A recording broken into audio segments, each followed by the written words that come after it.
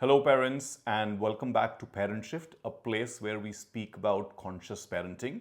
Today, we will be speaking about the third part of parenting myths that are raising broken adults. And today's theme is freedom and no structure parents. Basically, parents who do not impose too many rules, too many corrections on their children.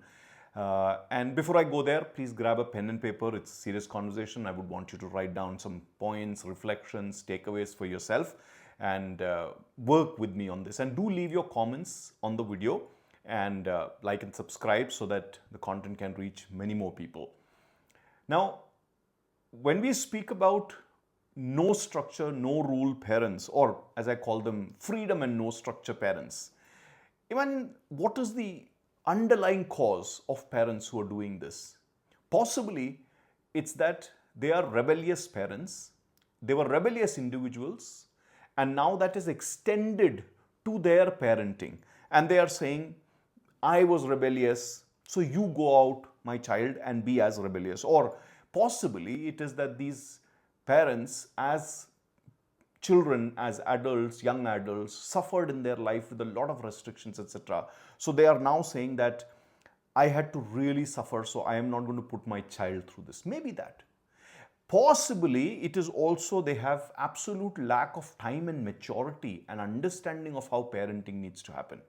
Sometimes they are also very little, they have very little interest in parenting, or they are possibly so distracted with their own stories, their own lives, that they are stuck in this. But wherever this is coming from, if you are listening to me and you're serious about fixing this issue, you need to ask yourself a couple of big questions. Especially that, have you ever seen freedom without a certain form? Or are you as a parent doing parenting so that your child can be a winner? Or are you venting out your own guilt, pain, and anger through your parenting approach? It's very important for you to reflect on this. I will come back to this as we discuss a little bit more about the freedom and no structuring parents. But here is a quick tidbit for you. Call it a joke, call it whatever. If you were to look at these no structure parenting, sometimes you may also sound like this. You're telling your child, go my child, conquer the world, explore the world, do whatever you really need to do, figure it out. But if you get stuck at 3 a.m., don't come and wake me. So it's almost as if you're dumping the child into the world and saying, look, you have to figure out. And then on top of that, you will make statements like, wear your freedom on your sleeve. Why? What is happening there? That's something that you really need to explore. Now, I've said this multiple times and I'll keep saying this. Our parenting is an outcome of our own script, our own life decisions that we have made, possibly even the lack of decisions that we have made. And that could also be our script. And in that sense, what's then happening is our own emotional intelligence, our own social intelligence, our own spiritual intelligence as parents is fairly low. And that's what is giving rise to this issue, where we need to understand that self-regulation in us as parents itself is a big problem. We have a self-regulation issue and possibly we are passing that on to our children here. And that rebellious child in us has pretty much overtaken all the sensibility, all the logic, all the creative effort, all the time and space structuring that we really need to do for our own selves and for our children. Remember, parenting is a very big responsibility. It takes intellectual maturity, it takes emotional maturity, and it takes making your child your single point of focus in many cases, and sometimes even your highest priority to get things done. Remember, where focus goes, energy flows. So if you're not focusing on your child, if your rebellious child is making you drift without structure, if you're passing that on to your child, then you are teaching that child a lack of logic, lack of intelligence, etc. And then freedom and exploration is very important in life, but letting them loose without any rules, that's really not freedom. That's really not exploration in life. Understand structures, boundaries, adherence, constraints, restraints. These are all very important concept. You know, think about that river. You call that river a river because the river is between two banks. If the river was not between two banks, you don't call it a river anymore. You call it a flood, right? And that's, so visualize that. So are you parenting your child to be a nice, beautiful river, or are you parenting your child to be a flood? Is an important question that you need to be asking. Because if you are parenting your child to be a flood, then that flood is going to be a big liability on others. Others are paying a price for it. People who come in touch with your child, people who come in touch with the behavior of the child. Like, you let your child loose on the street to play. Who are they going and disturbing? Your child has not been disciplined in terms of driving or certain other things, or discipline in school, or discipline when interacting with others. Who's bearing the brunt of all of that behavior? You are definitely not doing it, others. That's why I ask this question: are you raising the child, or are you raising a flood? Yeah? Are you raising the child as a river, or are you raising the child as a flood? Now, I'll go back to the point that freedom is important, exploration is important. So if you do give freedom to your child, what happens? One, the child feels acknowledged, the child feels seen, heard. It is important. The child also will learn how to self-regulate, make his or her own decisions fairly early in life, which is also very, very important. And also important is when you give freedom on the right issues, there will be much less power struggles. But if freedom is your only tool, if no structure is your only rule, if no constraints, no restraints, happy-go-lucky is your style of parenting, then what you're doing is you're teaching your child disobedience. You're teaching your child not to know when something is enough or when it is too much. You are teaching the child not to be appropriate, not to be self-regulated in certain situations. And you are taking that whole concept of resilience out of the child, because the child will not know when the child meets an opposition what to do. And such children who grow up with too much of freedom, if somebody were to stop them, what happens? It's an explosion. It becomes a tussle, because they start seeing the person who's now beginning to put some restriction on them as an oppressor, as someone who's an aggressor. And how do these children react? Very violently to that aggressor on the outside, but on the inside they could be very confused, and it's almost like a deer in the headlight, right? So think about what you're doing with your parenting. Now, the statement that I trust my child to figure out the world is very beautiful. It's a very powerful statement, provided it comes with structure and so many other things that you need to teach. But if you are saying, I trust my child to figure out everything, and that's the only thing that you're doing, and you're giving all the freedom in this world, remember, your parenting is like an affirmation for manifestation without any effort. You're sitting there and doing an affirmation thinking that the manifestation is going to happen without you doing any efforts in terms of what you need to do in your life, your dharmas of life. Cannot be. You have to make an effort with life, you need to work. So let's come back, to the concept. Boundaries are important, and if you think that boundaries really are not important, ask yourselves this: why do you go drive your vehicle on the road? Why do you use Google Maps? The road is giving you a boundary. The Google map is giving you a direction. If you're using that, why not build roads, use Google Maps, kind of things, and that metaphor everywhere else in life? That's what structure does to you. That's what discipline does to you. Because no rules, no consequences, or no correction is a dangerous way of parenting. You're teaching the child not to be regulated at all. The child becomes a nuisance to others, like I had pointed out. Now, there are two myths that very often gets practiced because of the freedom parenting. The one big myth that gets practiced is the child needs to figure out its own way. In some senses, we have spoken about this. And that myth of my child needs to figure its way out can be wonderful if you have done a beautiful foundational work. If you have taught the child certain values, if the child's basic knowledge is in place, if the child has grown up enough to make certain kind of decisions, maybe even complex decisions. Children of 7, 8, 10 years cannot make complex decisions. They can sometimes not even make simple decisions. Children of 10 to 12 years are beginning to understand complexities in decisions.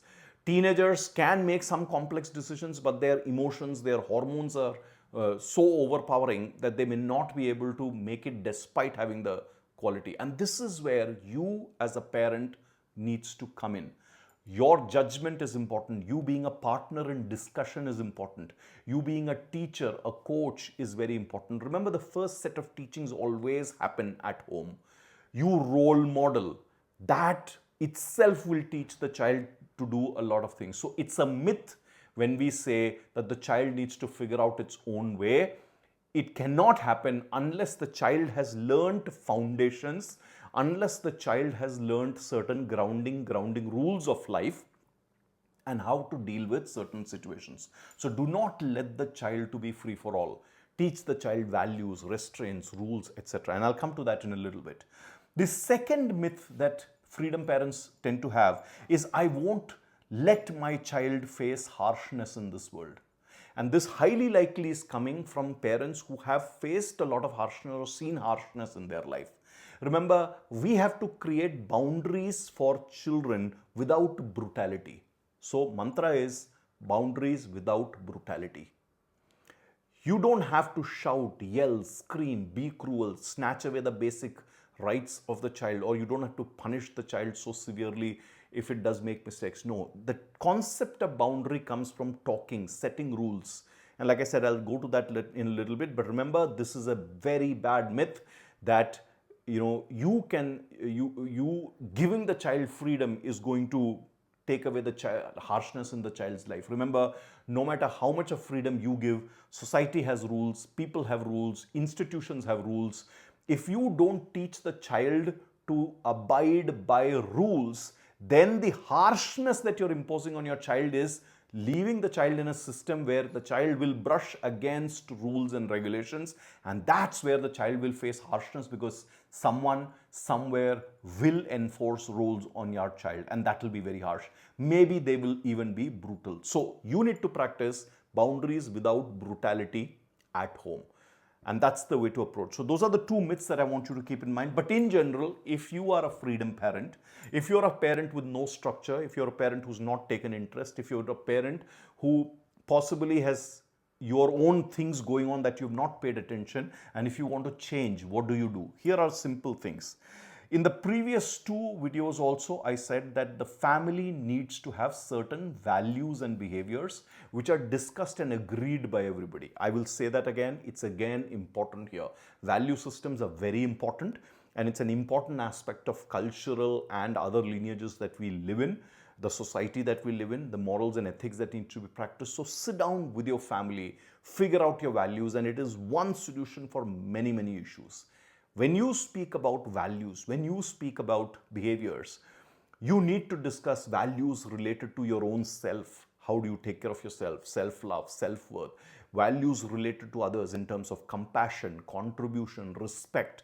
Values in terms of relationships, loyalty, respect, equanimity, mutuality. Several of those things need to be spoken. Values also related to work, discipline, adherence, etc.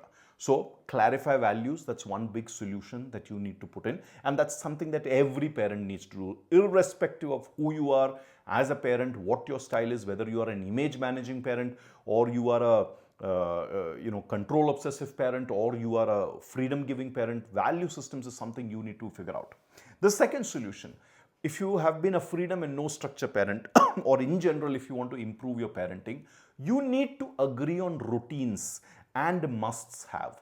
These routines are about how time needs to be structured, going to sleep on time, waking up on time, meal times, certain things to do about exercise, studies, or whatever else needs to be done, your own time, working, relative, family time.